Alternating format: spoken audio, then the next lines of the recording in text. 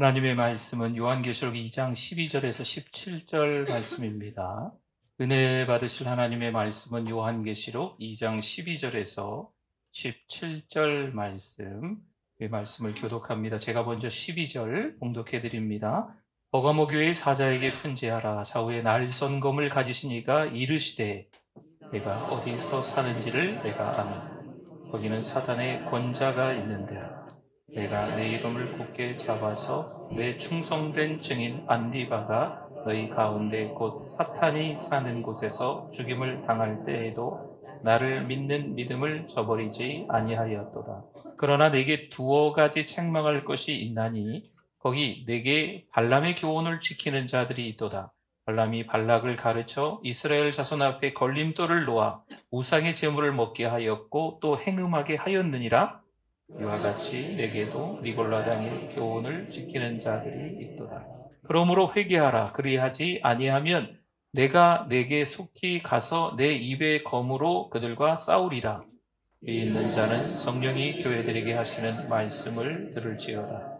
이기는 그에게는 내가 감추었던 만나를 주고 또 흰 돌을 줄 터인데 그 돌 위에 새 이름을 기록한 것이 있나니 받는 자 밖에는 그 이름을 알 사람이 없느니라. 아멘. 우리 오래간만에 오신 우리 어른들도 계신 것 같고 편찮으시다가 또 나오시는 게 쉽지 않은데 또 오신 분들도 있습니다. 우리 한번 돌아보시면서 우리 잘 오셨다고 반가우시다고 한번 인사하겠습니다. 잘 오셨습니다.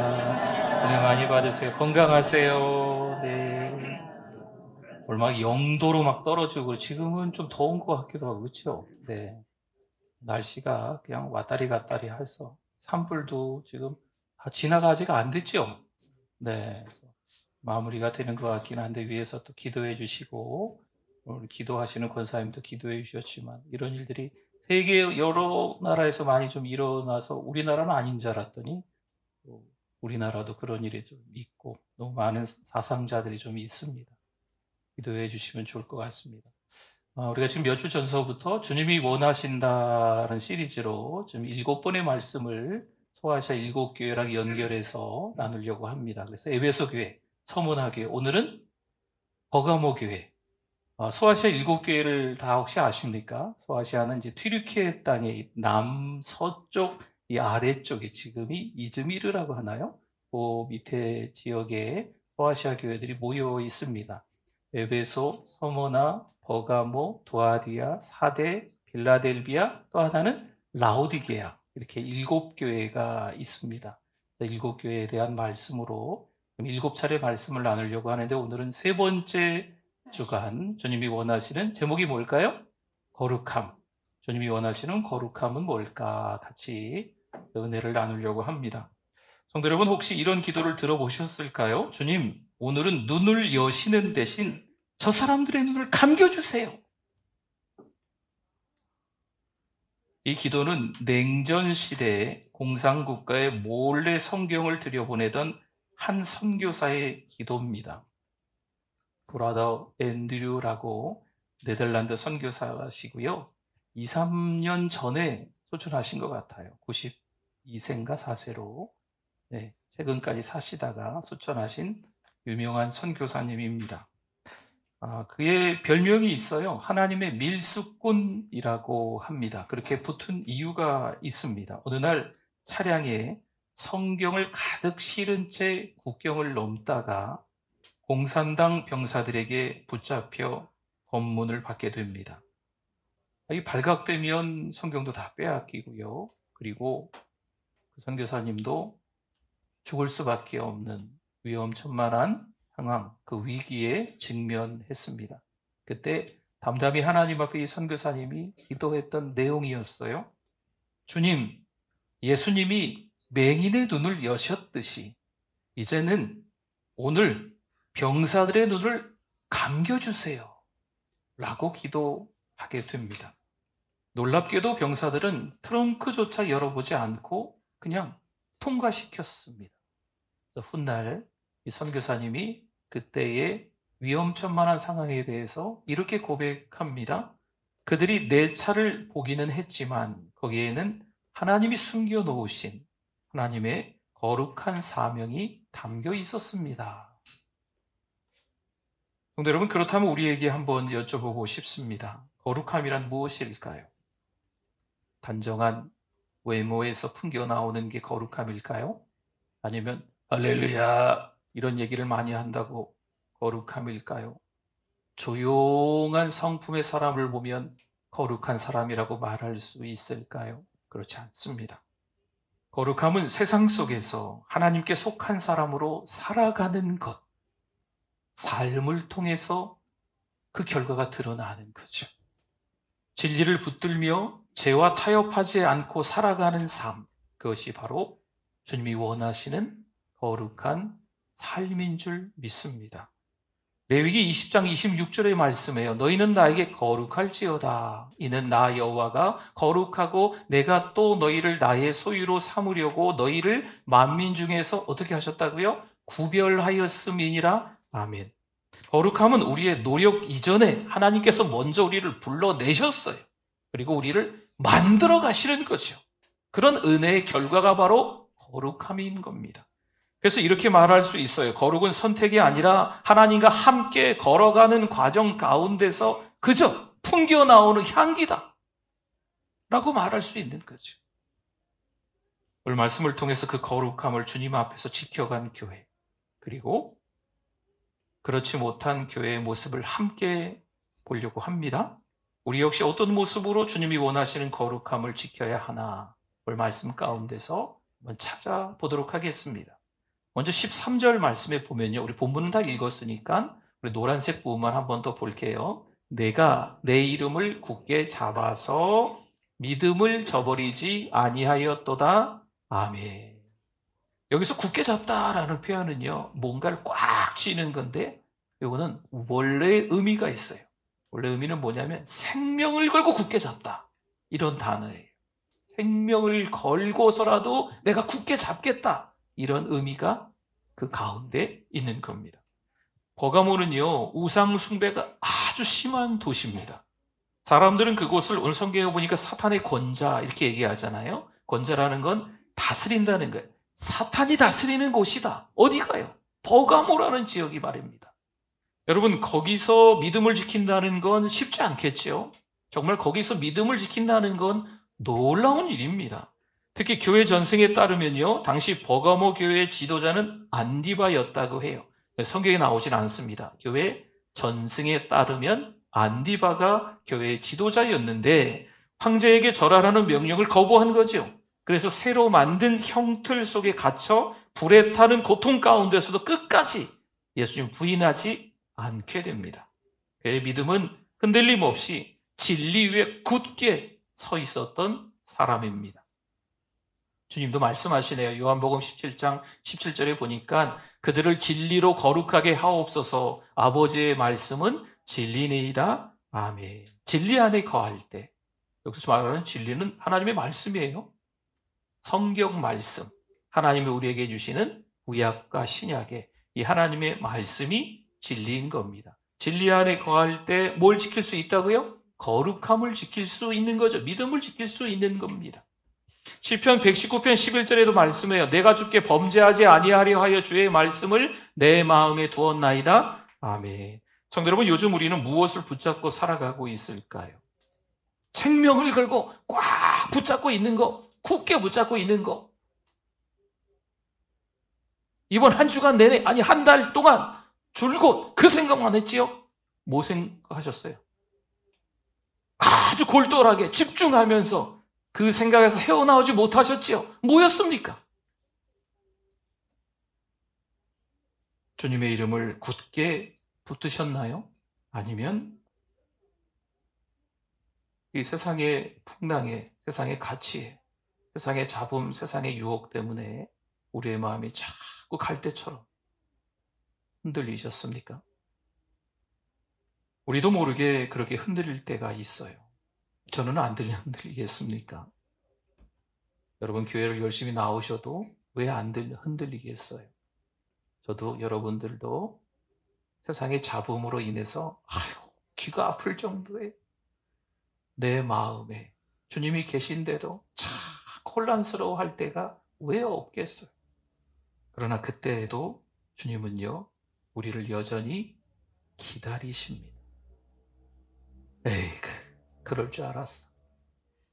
왜 하필 너를 내 아들로 삼아서, 왜 하필 내가 너를 딸로 삼아서 내가 이렇게 속 끓는지 모르겠어.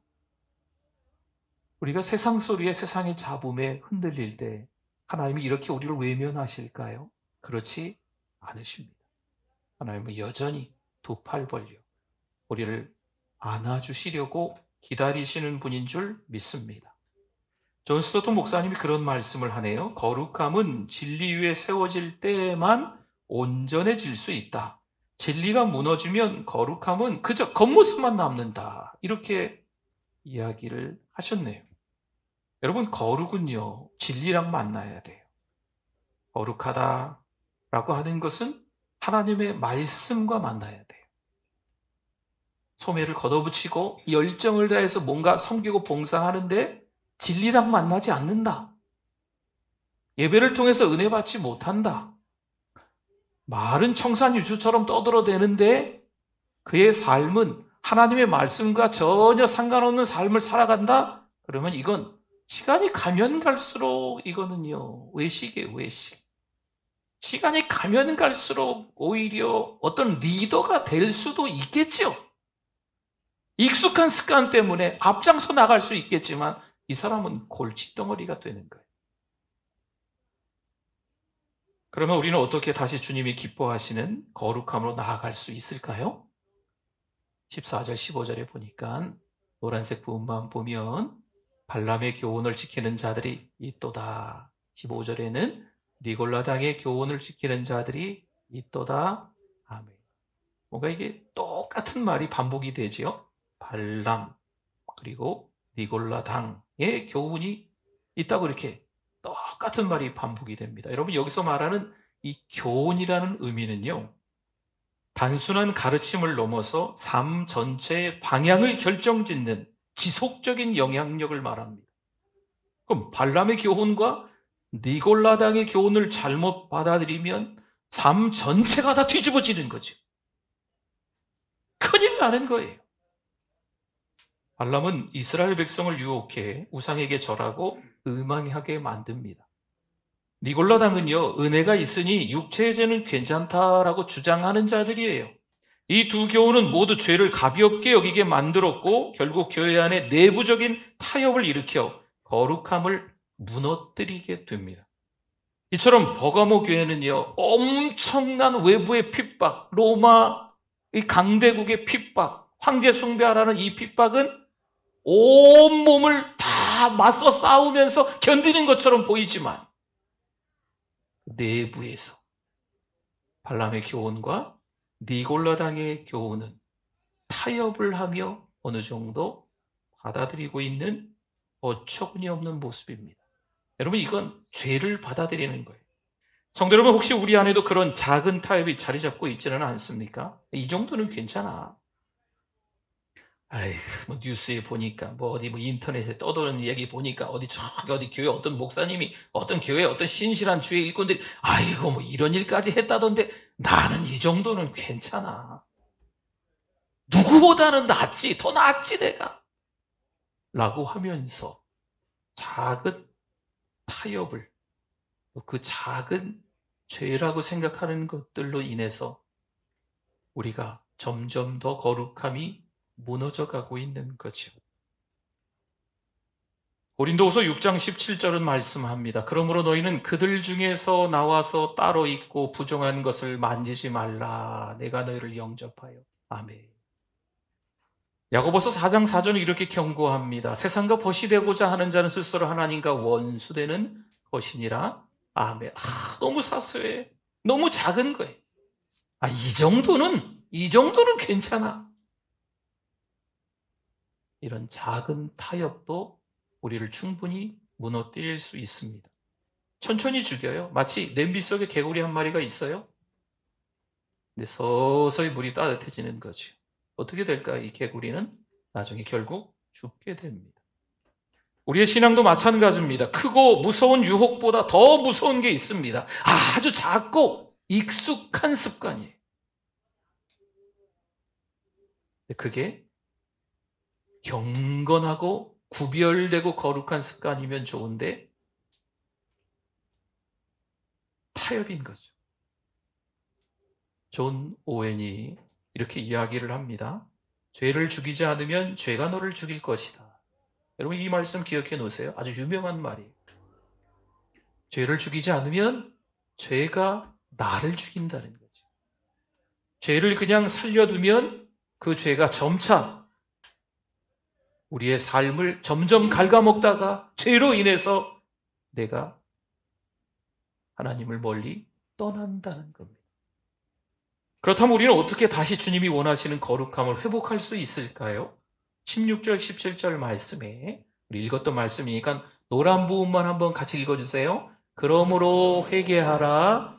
이기는 그에게는 내가 감추었던 만나를 주고 또 힘도를 줄 터인데 그들 위에 새 이름을 기록한 것이 있나니 받는 자 밖에는 그 이름을 알 사람이 없느니라. 아멘. 여기서 말씀하는 건 여전히 우리에게 반복적으로 늘 하나님의 말씀을 들을 때 쏟아지는 은혜의 말씀과 똑같아요. 죄를 져요. 세상과 타협해요. 큰 거 말고 아주 작고 사소한 거 이런 걸 타협하는 거죠. 제가 그럴 수 있다니까요. 아니 그런다니까요. 여러분도 그러지 않으세요? 근데 하나님은요 여전히 우리에게 말씀하세요. 여기 말씀 보니까 뭐 해라? 회개해라. 회개해라 말씀하십니다. 여러분 여기서 회개는요 단순히 제가 잘못했어요. 뉘우치겠습니다. 내가 왜 그랬어? 내가 왜 그랬을까? 후회하는 정도가 아니에요. 회개는요 이게 아니다 싶으면 다시 돌아오는 거예요. 유턴하는 거예요. 삶을 바꾸는 거지요. 생각을 바꾸고 우리 행동을 바꾸는 게 회개입니다. 이게 아니다 싶으면 싹 다 정리하고 새 출발을 하는 게 이게 성경에서 말하는 회개입니다. 회개는요 믿음의 출발점이면서 믿음을 지켜가는 힘입니다. 하나님은 회개하는 자를 용서하실 뿐만 아니라 그에게 더 큰 은혜와 상급을 약속하신다 말씀하고 있습니다. 회개하는 자에게, 이기는 자에게 세 가지 약속하신다고 하고 있어요. 뭐예요? 만나, 흰돌, 새 이름을 주신다 약속하고 있습니다.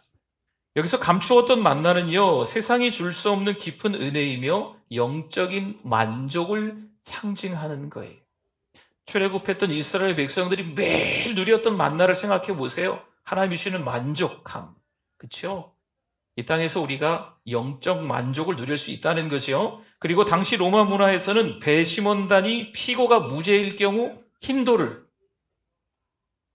유죄일 경우 검은 돌을 던집니다. 따라서 흰 돌은 무죄 선언의 상징입니다. 또한 운동 경기의 승자에게 흰 돌이 주어지고 그 돌로 축제나 잔치에 초대받는 관습이 있습니다. 이것은 이기는 자에게 주어지는 천국의 초청장과도 같은 상징.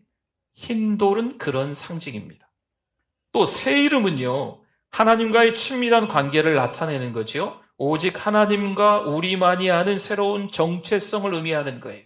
하나님은 아버지가 되시고 우리는 자녀가 되는, 우리는 하나님의 아들, 딸이다. 하나님 나라의 백성이다. 라는 정체성. 그리고 뿐만 아니라 하나님 나라의 자녀이기 때문에 사명까지 있는 거죠. 새 이름이라는 것은 그런 의미예요. 그래서 여기서 새 이름을 지어준다라는 건 구약과 고대 문화에서 보면 사랑해서 선택하는 겁니다. 그리고 소유권을 주장하는 것. 내가 너를 사랑하니까 내가 너를 택했고 너는 내 거다 라는 의미가 있는 거예요. 너는 내 것이다. 나는 너를 잘 안다. 주님께서 우리에게 친밀한 선언을 선포하시는 아주 상징적인 의미가 있는 게 바로 새 이름이 되겠습니다. 이처럼 주님은 단순히 과거를 덮어주시는 것이 아닙니다. 회개하는 자에게 영적 친밀함, 구원의 확신, 또 새롭게 살아갈 이유와 힘을 부어주시는 줄 믿습니다.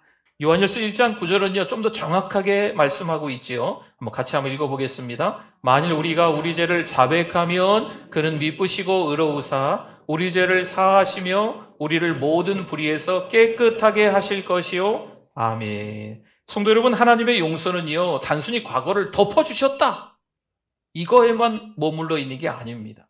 하나님의 용서는 앞으로, 훗날, 미래에도 하나님의 은혜로 살아가게 만들어주신다 라는 거예요.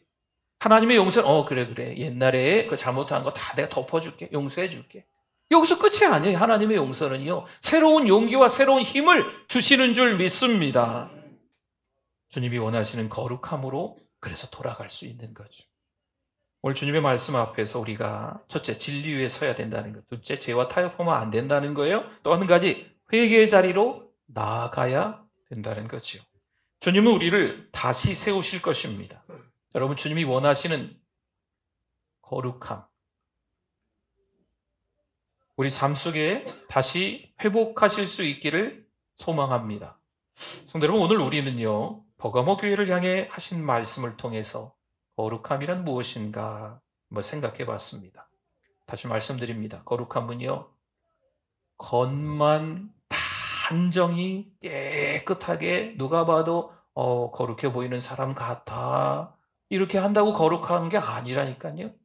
아주 조용하게 할렐루야, 이게 거룩함이 아닌 거예요. 거룩함은요, 삶에서 드러나는 거예요. 여러분, 노동자의 옷을 입었을 수도 있죠. 그렇죠? 누가 봐도 저 사람 별로 그렇게 안 좋아 보일 수도 있습니다. 그러나 주님이 원하시는 거룩함으로 회개하며 나아갈 수 있는 줄 믿습니다. 진리 위에 서는 거죠. 예를 들어서 말하는 진리는 뭘까요? 하나님의 말씀, 구약과 신약, 성경 말씀이에요. 하나님의 말씀을 계속 읽으십시오. 오늘 저도 아침에 공동체 성경 읽기 한 100여 분에게 이렇게 카톡 가는 거 보내고, 저도 그 말씀을 듣고 또 봤습니다. 우리 다음 세대가 잠언 읽기를 해서 잠언도 이렇게 좀 보내고, 그 잠언 오늘 30장 말씀을 저도 한번 봤어요. 여러분, 하나님의 말씀을 자꾸 시간 되는 대로 보셔야 돼요. 하나님의 말씀을 읽는 것을 미루면 될까요? 안 돼요. 기도하는 걸 미루면 될까요? 안 된다니까요. 시간을 내서 일부러 계속 저와 여러분이 기도하는 걸 미루지 않기를 바랍니다. 죄와 타협하지 않고 하나님 앞에 날마다 회개하며 살아가는 삶의 자세가 필요합니다. 사랑하는 성도 여러분, 오늘 이 시간 우리의 마음을 조용히 주님 앞에 내어드려 봅시다. 요즘 우리는 무엇을 붙들며 살아가고 있을까요? 혹시 주님의 음성보다 세상의 소리에 더 마음이 흔들리고 있지는 않으십니까? 그런 때가 있어요. 근데 참 감사한 것은요, 그런 우리를 주님은 외면하지 않으시고 오늘도 여전히 기다리신다는 거죠. 작은 타협 앞에서 그냥 지나칠 순간들이 있다 해도 주님은 우리를 정죄하지 않으시고 여전히 사랑의 눈길로 바라보시는 거예요. 처음 믿을 때 그 떨림, 그 감격이 사라진 것 같아도 괜찮습니다. 왜요? 지금 다시 주님 앞에 나오면 됩니다. 혹시 마음의 문이 닫혀 있다면 오늘 그 마음 문을 조금만 좀 열어주시면 좋겠어요. 살짝만 열어도 우리 하나님은, 그 하나님의 은혜는 그 사이로 비집고 들어오는 줄 믿습니다. 주님은 우리의 연약함을 아시고 부드럽게 다가오셔서 그 마음 깊은 곳까지 위로하시고 안아주시는 줄 믿습니다. 이 작은 타협, 한 번 더 말씀드려요. 이 작은 타협이 우리의 거룩함을, 우리의 신앙을 무너뜨립니다. 말씀 읽기를 자꾸 미루는 습관, 정직하지 못한 말 한마디, 용서하지 못한 채 품고 있는 서운한 마음, 예배를 가볍게 여기며 마음이 다른 데가 있는 태도, 다른 사람을 쉽게 판단하는 시선, 기도보다 걱정을 더 붙드는 삶. 우리의 일상 속에 스며든 이런 작은 타협들이 우리 안에 있는 거룩함을 서서히 무너뜨릴 수 있습니다. 그러나 주님은 오늘도 우리를 부르십니다. 다시 처음 사랑으로 돌아오자. 다시 거룩함의 길에 함께 걷자. 주님의 이 초청에 저 여러분이 반응하실 수 있기를 바랍니다. 정죄가 아니에요. 사랑으로 부르시는 주님의 음성입니다. 맞습니다. 거룩함은 완벽한 삶이 아닙니다. 거룩하라고 하니까 조금도 도덕적으로 윤리적으로 흐트러짐이 없이 완벽하게 살아가는 신자의 모습을 이야기하는 게 아닙니다. 누구나 다 흔들릴 수가 있지만 어떻게 해라? 회개하고 돌아오라. 이게 주님의 저를 향한 음성이에요. 여러분을 향한 주님의 음성인 줄 믿습니다. 완벽한 결과가 아니라 주님을 향한 끊임없는 걸음이 거룩함입니다. 브라더 앤드류가 국경을 넘을 때 사람들의 눈에는 위태로워 보였겠지요. 하지만 주님은 그 위기 가운데서도 그 한 사람의 믿음, 그 한 사람의 순종, 그리고 거룩한 사명을 아주 귀하게 보셨기 때문에 그 일을 계속 할 수 있게끔 최근 한 2022년인가 소천하셨을 거예요. 계속해서 하나님의 일을 감당한 사명자였던 겁니다. 성도 여러분, 우리도 그 사명을 잊지 않기를 소망합니다. 때로는요, 지칠 때가 있어요. 흔들릴 때가 있어요. 전 안 흔들릴까요? 전 안 지칠까요? 여러분, 목사가 흔들리고 지치면 안 되겠지만 전 그럴 때 있어요. 여러분은 안 그러세요? 수십 년 동안 신앙생활 잘했으니까 안 지치세요? 안 흔들리세요? 세상의 소리에 귀를 기울일 때가 없으세요? 왜 없어요? 저와 여러분이 다 그러실 때가 있습니다. 세상은요, 아주 화려해요. 세상의 소리는요, 어마어마하게 커요. 세상의 건물은요, 우리를 압도해요. 그렇기 때문에 그 중심에서 우리도 눈이 막 커지고요. 침 흘리고 있어요. 저와 여러분의 삶이 그럴 수 있습니다. 그렇지만 다시 주님의 이름을 꼭 붙들고 작은 타협들에 넘어가지 마시고 회개의 문을 열고 주님께 더 가까이 나아갈 수 있기를 바랍니다. 주님은 우리의 작은 결단도 기억하시고 다시 일어서시는 걸음도 귀하게 여기실 줄 믿습니다. 우리 가정에 또 우리 교회에 그리고 이 마음 네, 여러분 각자 한 분 한 분의 그 깊은 마음 가운데 주님의 거룩하신 은혜와 회복이 따뜻하게 흘러가실 수 있기를 축복합니다. 아멘. 오늘 말씀 생각하면서 우리 주여 한번 부르시고 기도합니다. 주여 하나님 아버지 회개합니다. 흔들렸습니다. 지쳤습니다. 속상했습니다. 억울했습니다. 원통했습니다. 하나님 제가 타협했습니다. 나는 괜찮아. 이 정도 죄는 죄도 아니야. 타협했습니다. 하나님 용서하여 주시옵소서. 다시 하나님이 기뻐하시는 하나님의 자녀로 살아갈 수 있도록 하나님 도와주시옵소서. 거룩하길 원합니다. 구별된 삶을 살아가길 원합니다. 분별하며 살아가길 원합니다. 하나님의 은혜가 흘러 넘치게 하여 주시옵소서. 하나님 아버지 감사합니다. 아버지라고 부를 수 있게 해주셔서 감사합니다. 우리를 외면하지 않으시고 떠나지 않으시고 버리지 않으셔서 감사합니다. 다시 믿음의 길로 들어서겠습니다. 다시 하나님의 기뻐하시는 거룩의 길로 돌아서겠습니다. 잘 감당하는 우리들 되게 하여 주시옵소서. 예수님의 이름으로 기도드립니다. 아멘.